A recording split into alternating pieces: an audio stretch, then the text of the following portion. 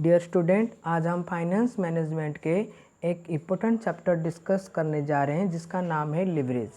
ये चैप्टर इसीलिए इम्पोर्टेंट है क्योंकि इस चैप्टर से आपको प्रॉब्लम भी आ सकते हैं, इस चैप्टर से आपके थ्योरी भी आ सकते हैं। पहले हम लिवरेज के मीनिंग समझ लेते हैं।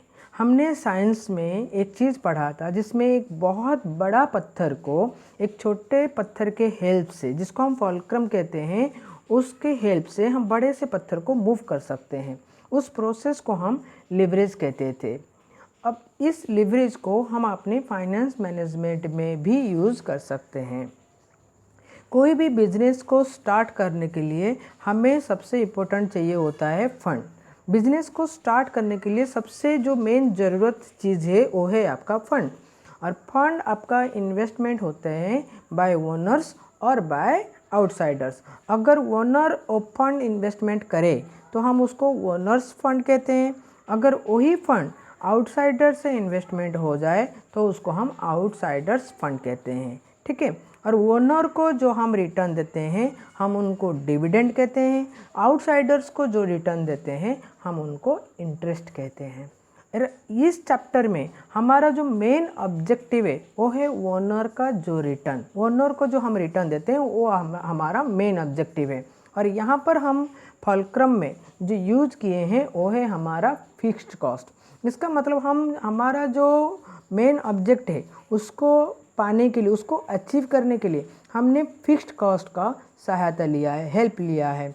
तो फिक्स्ड कॉस्ट के हेल्प से कैसे हम बड़ा जो गोल है, बड़ा जो पत्थर है हमारा यहाँ पर, क्या ओनर का जो रिटर्न है, ओनर का जो मैक्सिमम ओनर को कैसे रिटर्न दे सकें, जो फिक्स्ड कॉस्ट को कंट्रोल करके या फिक्स्ड कॉस्ट को अच्छे से स्टडी करके हमारा जो ओनर का जो रिटर्न है वो हम कैसे ज़्यादा मैक्सिमम कर सकते हैं। ठीक है। तो खर्चा, हम पहले फिक्स्ड कॉस्ट को समझते हैं। खर्चा हमारा क्या होता है, दो तरह के होते हैं। एक होता है फिक्स्ड कॉस्ट, एक होता है आपका वेरिएबल कॉस्ट। जहाँ पर खर्चा प्रोडक्शन के साथ वेरी कर जाता है, चेंज हो जाता है, हम उसको वेरिएबल कॉस्ट कहते हैं। जैसे रॉ मटेरियल, वेजेस। अब जितना ज़्यादा प्रोडक्शन करोगे उतना ज़्यादा रॉ मटेरियल खर्चा होगा, उतना ज़्यादा आपका वेजेस खर्चे होंगे, उतनी ज़्यादा आपकी पावर यूज़ होंगे। तो ये सारे आपके वेरिएबल कॉस्ट हैं। फिक्स्ड कॉस्ट क्या है, जैसे घर का रेंट, सैलरी, कुछ चीज़ें फिक्स रहता है। अब कुछ भी चीज़ें प्रोडक्शन करो, 1000 गुड्स प्रोड्यूस करो, 2000 गुड्स प्रोड्यूस करो, आपका जो खर्चा है वो आपका फिक्स्ड रहता है, तो उसको हम फिक्स्ड कॉस्ट कहते हैं। अगर हम ऑपरेटिंग कॉस्ट को ज़्यादा कर दें तो हमारा प्रॉफिट कम हो सकता है, तो ऑपरेटिंग कॉस्ट हो गया हमारा ऑपरेशन रिस्क। अगर हमारा फाइनेंस कॉस्ट ज़्यादा हो जाए तब भी प्रॉफिट कम हो जाएगा, तो उसको हम बोलेंगे फाइनेंस रिस्क। अगर ऑपरेटिंग रिस्क को मेजर करेंगे तो उसको ऑपरेटिंग लिवरेज कहेंगे। अगर फाइनेंस रिस्क को मेजर करना है तो हम उसको फाइनेंशियल लिवरेज कहेंगे। अब हम कुछ लिवरेज से जुड़े कंसेप्ट के बारे में डिस्कस कर लेते हैं। हमने इकोनॉमिक्स में एक सब्जेक्ट पढ़ा था, इलास्टिसिटी ऑफ डिमांड। उस सब्जेक्ट के अंदर हमारे एक टॉपिक थे जिसको हम कहते हैं प्राइस इलास्टिसिटी।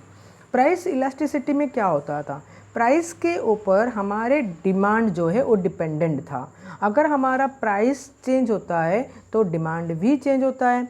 तो प्राइस हमारा जो रहता है इसमें वो इंडिपेंडेंट फैक्टर रहता है, डिमांड हमारा डिपेंडेंट फैक्टर है। क्योंकि प्राइस चेंज होगा, प्राइस अगर बढ़ जाएगा तो डिमांड कम हो जाएगा, प्राइस अगर कम हो जाएगा तो डिमांड बढ़ जाएगा। तो यहाँ पर प्राइस हमारा इंडिपेंडेंट फैक्टर हो गया, डिमांड हमारा डिपेंडेंट फैक्टर हो गया। डिमांड किसके ऊपर डिपेंडेंट है, डिमांड डिपेंडेंट है प्राइस के ऊपर, इसलिए हमारा जो डिपेंडेंट फैक्टर है वो ऊपर रहता है, इंडिपेंडेंट फैक्टर नीचे रहता है। उसी से हम लिवरेज का जो फॉर्मूला है वो हमने डेवलप किया हुआ है। जैसे जो पहले हम ऊपर लिख दिए परसेंटेज चेंज इन डिपेंडेंट फैक्टर, डिपेंडेंट मतलब डिमांड, तो percentage change in dependent factor divided by percentage change in independent factor. तो इंडिपेंडेंट फैक्टर बेस में रहता है, नीचे रहता है, डिपेंडेंट फैक्टर ऊपर रहता है। उसको और अच्छे से समझने के लिए यहाँ पर एक एग्जाम्पल लिया हुआ है,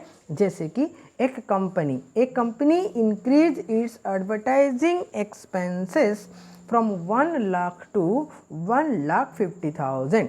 एक कंपनी ने अपनी एडवर्टाइजमेंट जो एक्सपेंसेस है वो 1 लाख से 1,50,000 को इंक्रीज कर दिया।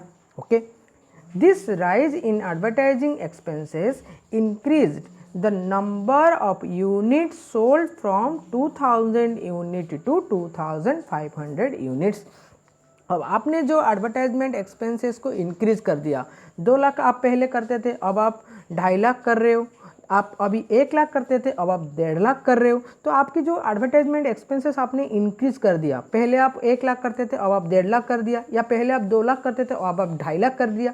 जैसे कि आपने एडवर्टाइजमेंट एक्सपेंसेस अगर आप इंक्रीज करोगे तो इसका इफेक्ट कहाँ पे जाएगा? इसका इफेक्ट जाएगा सेल्स पे।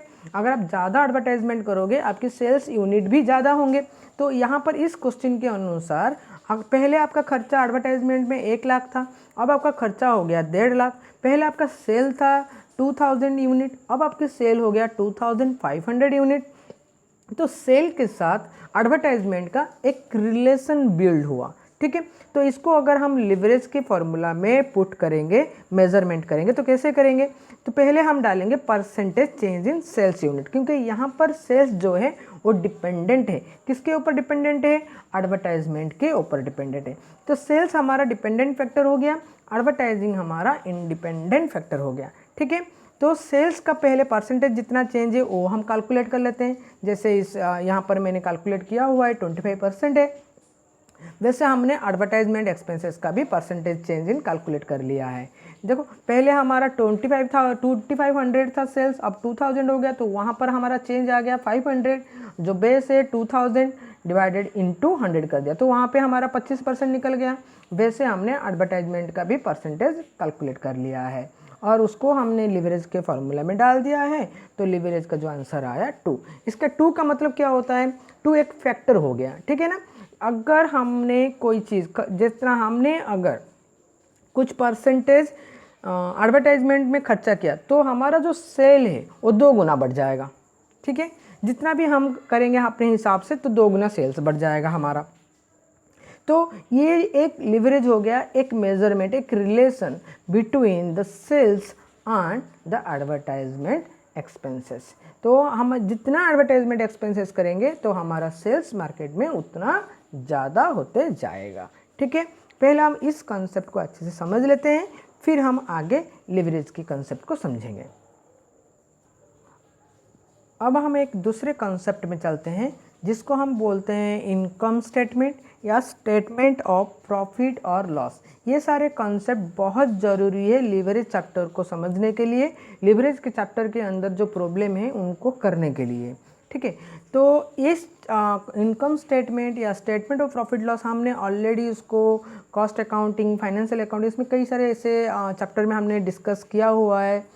तो ये क्या होता है? पहले हम क्या करते हैं, सेल्स से वेरिएबल कॉस्ट को माइनस कर देते हैं, उसमें से जो कंट्रीब्यूशन निकलता है उसमें से हम फिक्स्ड कॉस्ट को माइनस कर देते हैं, जो रिजल्ट आता है उसको हम कहते हैं earning before interest and tax, जिसको हम शॉर्ट फॉर्म में EBIT कहते हैं। अभी EBIT से हम लोग इंटरेस्ट माइनस कर देते हैं तो हमारे पास रह जाता है इंटरेस्ट बिफोर टैक्स, क्योंकि अभी तक हमने टैक्स पेड नहीं किया है। फिर हम टैक्स पेड कर देते हैं, अब जो रहता है उसको हम बोलते हैं अर्निंग आफ्टर टैक्स। तो ये जो अर्निंग आफ्टर टैक्स है, ये earning available to equity share holder रहता है। अब ये इसको हम number of equity share holder से अगर डिवाइड कर दें तो हमें जो रिजल्ट आता है वो हमारा रहता है अर्निंग पर शेयर। इस कॉन्सेप्ट को बहुत अच्छे से आपको समझना है, क्योंकि ज़्यादातर जितने भी आप प्रॉब्लम करोगे ये टेबल से आपको बहुत सारे फैक्टर्स, बहुत सारे इम्पोर्टेंट कैलकुलेशंस में आपको ये टेबल हमेशा ज़रूरत रहेगा। और इसका एक दूसरा स्टेटमेंट भी रहता है, जैसे आपने फाइनेंशियल अकाउंट में पढ़ा था, sales minus cost of goods sold, तो आपके निकल जाते हैं ग्रॉस प्रॉफिट। ग्रॉस प्रॉफिट से आप अभी ऑपरेटिंग कॉस्ट को माइनस करते हो। आपको पता है खर्चे 2 तरह के होते हैं, एक होता है ऑपरेटिंग कॉस्ट और एक होता है नॉन ऑपरेटिंग कॉस्ट। अब जो ऑपरेटिंग कॉस्ट होता है, जो बिजनेस को स्मूथ रन करने के लिए जो खर्चा करते हैं उसको हम ऑपरेटिंग कॉस्ट कहते हैं। तो ऑपरेटिंग कॉस्ट हम माइनस कर देते हैं, जो प्रॉफिट निकलता है उसको हम ऑपरेटिंग प्रॉफिट कहते हैं, या उसको हम EBIT भी बोल सकते हैं, earning before interest and tax. ये चीज़ आप ध्यान रखना, अगर आप ग्रॉस प्रॉफिट से ऑपरेटिंग कॉस्ट को माइनस करते हो तो वहाँ पर आपको ऑपरेटिंग प्रॉफिट निकलेगा, आप उसको EBIT भी कह सकते हो, ठीक है। और उसमें से अब फिर आप नॉन ऑपरेटिंग कॉस्ट जो होता है वो आपका इंटरेस्ट है, आप इंटरेस्ट को माइनस करोगे तो आपको निकल जाएगा अर्निंग बिफोर टैक्स। अब टैक्स के बाद आपको टैक्स माइनस करने हैं, टैक्स माइनस करने के बाद अगर आपका कोई प्रेफरेंस शेयर है या प्रेफरेंस शेयर होल्डर को कोई डिविडेंड देने वाले हो तो वो आप पहले पेड कर देते हो, क्योंकि प्रेफरेंस शेयर का डिविडेंड इक्विटी शेयर के डिविडेंड से पहले जाता है, तो आप प्रेफरेंस शेयर का डिविडेंड दे देते हो। उसके बाद जो अमाउंट बचता है उसको हम कहते हैं earning available to equity share holder. उससे क्या करते हैं, हम नंबर ऑफ इक्विटी शेयर को डिवाइड कर देते हैं, फिर आपको अर्निंग पर शेयर निकल जाता है, एक शेयर पर कितना अर्निंग है वो आपको निकल जाता है। ये स्टेटमेंट को, इस टेबल को आपको बाय हार्ट याद रखना है, क्योंकि ज़्यादा से ज़्यादा जितने सारे प्रॉब्लम्स आएंगे सब प्रॉब्लम में ये टेबल यूज होंगे, ठीक है। जैसे कि मैंने पहले डिस्कस किया हुआ था कि हमारे दो तरह के लिवरेज हैं, एक होता है ऑपरेटिंग लिवरेज, एक होता है फाइनेंशियल लिवरेज। तो ऑपरेटिंग लिवरेज में हम ऑपरेटिंग रिस्क को मेज़रमेंट करते हैं और फाइनेंशियल लिवरेज में हम फाइनेंशियल रिस्क को मेज़रमेंट करते हैं। तो पहले हम डिस्कस कर लेते हैं ऑपरेटिंग लिवरेज पे। इसमें क्या लिखा है, it measure the effect of change in sales revenue on the level of net operating income. यहाँ पे नेट ऑपरेटिंग इनकम अभी मैंने स्टेटमेंट में बताया, ऑपरेटिंग प्रॉफिट, ऑपरेटिंग इनकम का मतलब होता है ऑपरेटिंग प्रॉफिट, ऑपरेटिंग प्रॉफिट मतलब आपकी EBIT। तो क्या कहता है, it measures the effect of change in sales revenue. जो सेल्स होता है, सेल्स का चेंजेस, सेल में अगर आपके कोई चेंजेस होंगे तो इसका इफेक्ट कहाँ पे शो करेगा, इसका इफेक्ट शो करेगा EBIT में। अगर आपकी सेल ज़्यादा होंगे तो आपकी जो EBIT है वो भी ज़्यादा होगा, जो आपकी ऑपरेटिंग प्रॉफिट है वो आपका ज़्यादा होगा। अगर आपकी सेल कम होंगे तो आपकी ऑपरेटिंग प्रॉफिट जो है वो कम होगा। तो यहाँ पर आपकी EBIT जो है वो आपका डिपेंडेंट फैक्टर हो गया और सेल्स जो है वो आपका इंडिपेंडेंट फैक्टर हो गया। तो आपका यहाँ पे ऑपरेटिंग लिवरेज कैलकुलेट कैसे करेंगे, percentage change in EBIT divided by percentage change in cell.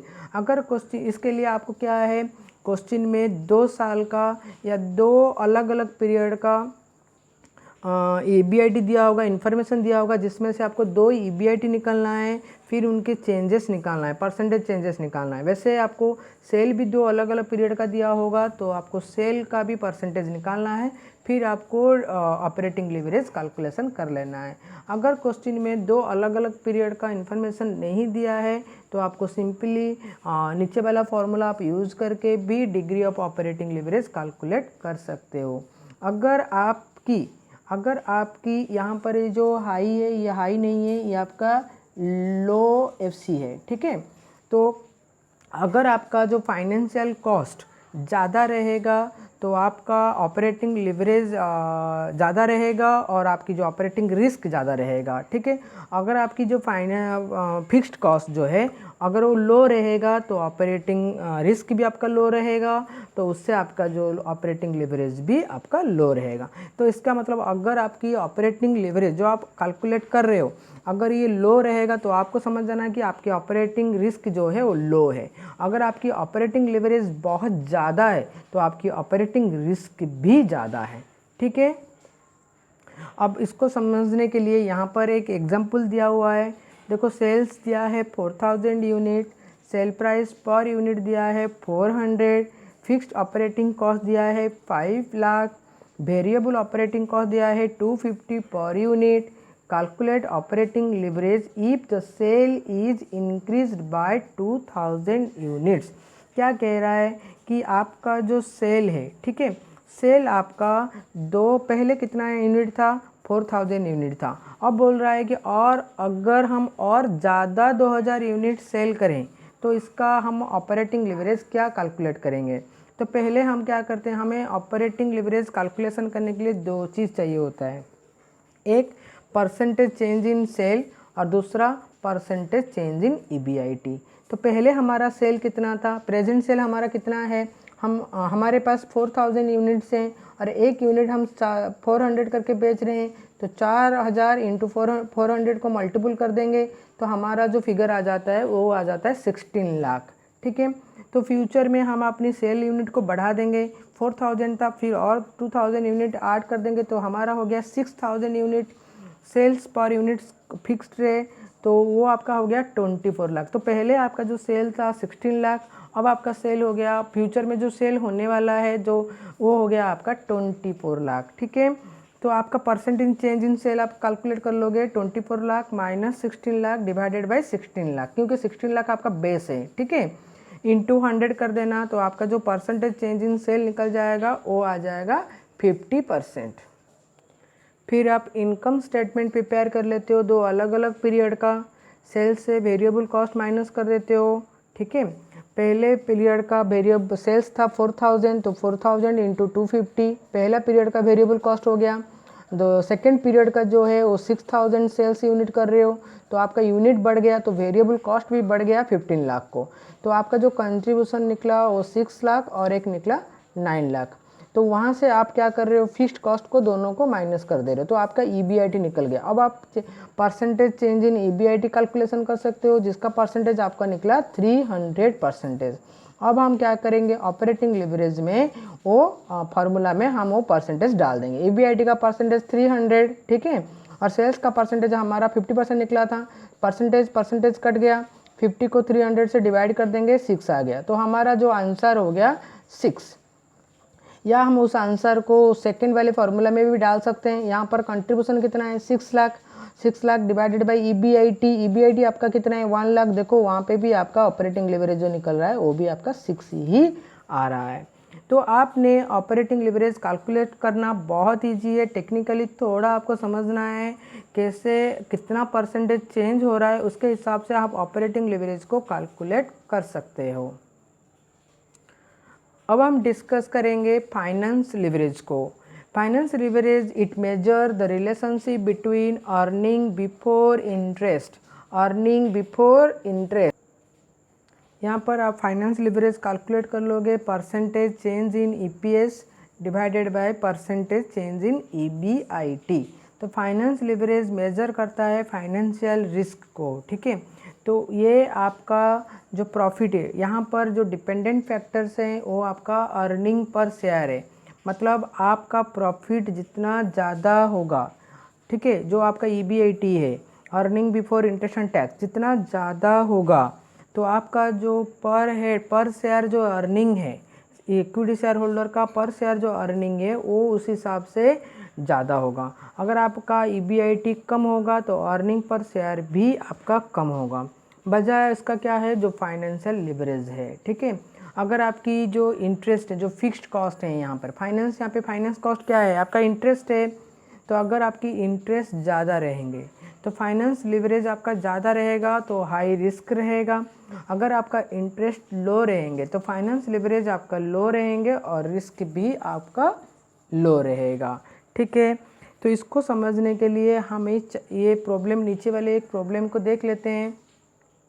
P Limited has 20,000 equity share of 25 each, 10% debenture of 5 lakh and 20% preference share of 3 lakh. तो इस कंपनी के पास 20,000 इक्विटी शेयर्स थे जिसका रेट है 25 ईच करके है। ठीक है, और उसके साथ कंपनी ने डिवेंचर भी लिया हुआ है 5 लाख का, जहाँ पर इंटरेस्ट परसेंटेज है 10% और प्रेफरेंस शेयर भी 3 लाख का है, जहाँ पे डिविडेंड जो है रेट है वो 20%। Calculate the degree of financial leverage if the level of operating income मतलब आपका EBIT हो गया, operating income increase from 2 lakh to 2,50,000। जो EBIT अगर आपके चेंज होते हैं तो आपकी जो EPS है, अर्निंग पर शेयर पे कैसे इसका इफेक्ट रहता है वो हम फाइनेंस लिवरेज में समझ जाएंगे। यहाँ पर मैंने इनकम स्टेटमेंट दोनों पीरियड का प्रिपेयर कर लिया है। ठीक है। ऑपरेटिंग इनकम दिया गया है क्वेश्चन में, पहले पीरियड का 2 लाख दिया है, सेकंड पीरियड का 2,50,000 दिया है। मैंने दोनों में से इंटरेस्ट माइनस कर दिया है, वो हमारा फिक्स्ड फाइनेंशियल कॉस्ट है, मैंने माइनस कर दिया। अब मेरा अर्निंग बिफोर टैक्स आ गया और मैंने टैक्स दोनों अलग अलग पीरियड का मैंने टैक्स भी कैलकुलेट कर लिया। तो अब मेरे पास आ गया अर्निंग आफ्टर टैक्स। उसमें से मैंने प्रेफरेंस शेयर होल्डर को उनका जो डिविडेंड है वो मैंने कैलकुलेट करके दे दिया। देने के बाद जो फंड बचते हैं, ठीक है, इसमें आपका ये रहता है 30,000। इसको अच्छी तरह से मैं यहाँ पे लिख देता हूँ 30,000 और यहाँ पर रहता है 60,000, ठीक है। तो मैंने अभी क्या किया, 30,000 से number of equity share holder हमारे 20,000 थे, तो 30,000 डिवाइडेड बाई 20,000 तो मैंने कर दिया। तो मेरा अर्निंग पर शेयर पहले पीरियड का निकल गया 1.5, सेकेंड पीरियड का 60,000 डिवाइडेड बाई 20,000 तो दूसरे पीरियड का जो मेरा ईपीएस निकल गया वो मेरा 3 है। तो मेरे चेंजेस इन ईपीएस हम कैलकुलेट कर लेंगे। 3 माइनस 1.5 डिवाइडेड बाई 1.5 इंटू 100, ये आ गया 100%। और ईबीआईटी पहले था 2 लाख, अब हो गया 2,50,000, तो 2,50,000 minus 2 lakh divided by 2 lakh into 100 is equal to 25%, ठीक है। मैंने दोनों परसेंटेज कैलकुलेशन कर लिया। अब मैं फाइनेंशियल लिवरेज के फॉर्मूले में डाल देता हूँ। डालने के बाद जो मेरे फाइनेंशियल लिवरेज निकले वो मेरा निकला 4, ठीक है। आपको पता है हमारे जो दोनों लिवरेज हैं, finance leverage and operating leverage, दोनों इन्फ्लुएंस करते हैं कंपनी की जो रेवेन्यूज़ को। तो एक कंबाइंड लिवरेज हम कैलकुलेट करते हैं, दोनों लिवरेज को कंबाइन करके एक फार्मूला हम प्रिपेयर किए हैं जिसका नाम है degree of combined leverage. The combined leverage किस चीज़ को फोकस करता है, जो total entire income of the business, total business का जो टोटल एंटायर इनकम है उसको फोकस करता है। ये दोनों लिवरेज को कंबाइंड ले लेता है, एक लेता है फाइनेंस लिवरेज को भी और एक आपका ऑपरेटिंग लिवरेज को भी। आप इसको इस कंबाइंड लिवरेज को कैलकुलेशन करने के लिए आप 3 फार्मूला यूज़ कर सकते हो। पहला फार्मूला है percentage change in EPS divided by percentage change in sale, या आप कंट्रीब्यूशन डिवाइडेड बाय ईबीटी कर सकते हो, अर्निंग बिफोर टैक्स। या आप जो ऑपरेटिंग लिवरेज का जो आंसर निकला, फाइनेंस लिवरेज का जो आंसर निकला, दोनों को आप मल्टीपल कर दोगे तो आपकी कंबाइंड लिवरेज निकल जाएगा, ठीक है। अगर आपकी कंबाइंड लिवरेज ज़्यादा रहेगा तो आपकी कंबाइंड रिस्क भी ज़्यादा रहेंगे। तो मतलब आपकी अगर कंबाइंड जो लिवरेज है वो अगर ज़्यादा रहेगा तो आपकी कंबाइंड रिस्क जो है वो भी आपका ज़्यादा रहेगा। अगर आपकी कंबाइंड लिवरेज कम रहेगा तो आपकी जो कंबाइंड रिस्क है, ठीक है, वो भी आपका कम रहेगा। आप इस चीज़ को भी यहाँ पे नोट कर लेना। इसके साथ हम और एक चीज़ जो लास्ट है हमारा, वो है हमारा वर्किंग कैपिटल लिवरेज। आपको पता है वर्किंग कैपिटल क्या होता है, working capital current asset minus current liability होती है। तो वर्किंग कैपिटल लिवरेज क्या करता है, ये हमारा जो रिटर्न इन्वेस्टमेंट चेंज होता है उसकी करेंट एसेट के ऊपर एक रिलेशनशिप क्रिएट किया होता है, ठीक है। तो यहाँ पर जो रिटर्न ऑन हमने जो भी इन्वेस्टमेंट किया करेंट एसेट क्या कैसे उसके ऊपर रिटर्न ऑन इन्वेस्टमेंट डिपेंडेंट है, वो चीज़ हम डिग्री ऑफ WLC में कैलकुलेट करते हैं, WCL में कैलकुलेट करते हैं, degree of working capital leverage में कैलकुलेट करते हैं।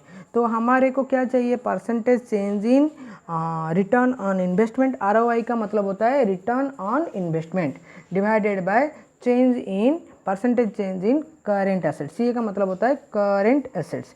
तो ये दो चीज़ अगर हम कैलकुलेट कर लेंगे तो हम वर्किंग कैपिटल का लिवरेज कैलकुलेट कर सकते हैं। तो इसी के साथ हमारा ये जो कंसेप्ट वाला थ्योरी वाला चैप्टर है वो पहले कंप्लीट हो गया। तो हम अभी बुक से कई सारे ऐसे प्रॉब्लम कर सकते हैं फार्मूला में डाल के। तो नेक्स्ट क्लास में हम क्या करेंगे, लिवरेज का कुछ प्रॉब्लम करेंगे, जिससे क्या होगा कि हमारा जो दिमाग है वो थोड़ा खुल जाएगा, हमें समझ में आ जाएगी कि जो फाइनेंस लिवरेज का या ऑपरेटिंग लिवरेज में हम प्रॉब्लम कैसे कैलकुलेशन करेंगे। और लेकिन कैलकुलेशन करने से पहले आपको अच्छे से, जैसे मैंने बताया, जो आपकी जो स्टेटमेंट इनकम स्टेटमेंट है वो आपको अच्छे से वो पूरी तरीके से आपको याद रखना बहुत ज़रूरी है। अगर आप वो अच्छे तरीके से याद कर लेते हो या आप उसे अच्छे तरीके से समझ लेते हो तो आपको फाइनेंस लिवरेज और ऑपरेटिंग लिवरेज कैलकुलेशन करने के टाइम पे कोई प्रॉब्लम नहीं होगा। और एक बार आप फाइनेंस लिवरेज और ऑपरेटिंग लिवरेज कैलकुलेट कर लेते हो, फिर तो आप अच्छे से कंबाइंड लिवरेज भी कैलकुलेट कर सकते हो। ठीक है, चलो, थैंक यू।